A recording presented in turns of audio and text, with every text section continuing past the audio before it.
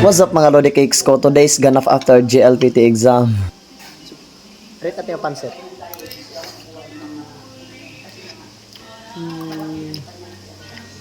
7 out of 10.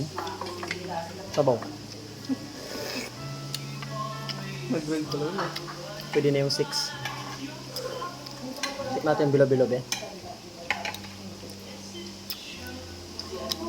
Matamis siya. 9 out of 10. Chicken. Lumalaban yung chicken.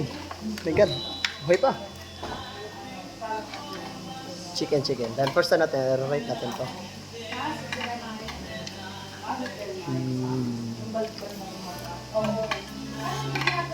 6 out of 10.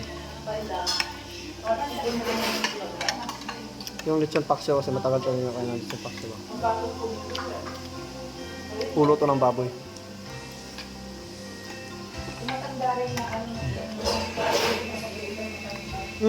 Sarap. 8 out of 10.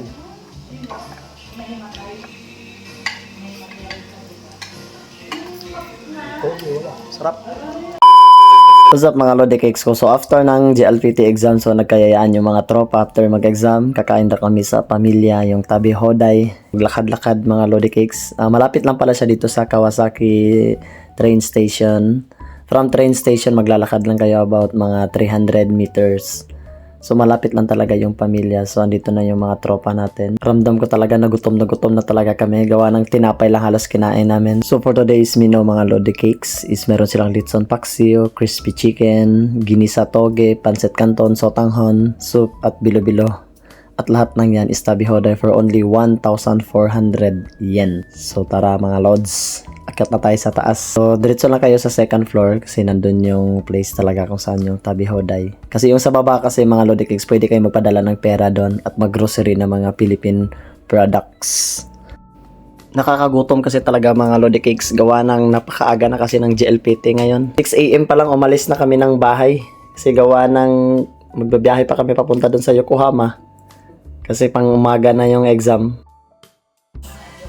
Wow, may rice, may pancit, may chicken, lechon paksiw, may soup number 5, bilo-bilo, and then gulay na may dressing.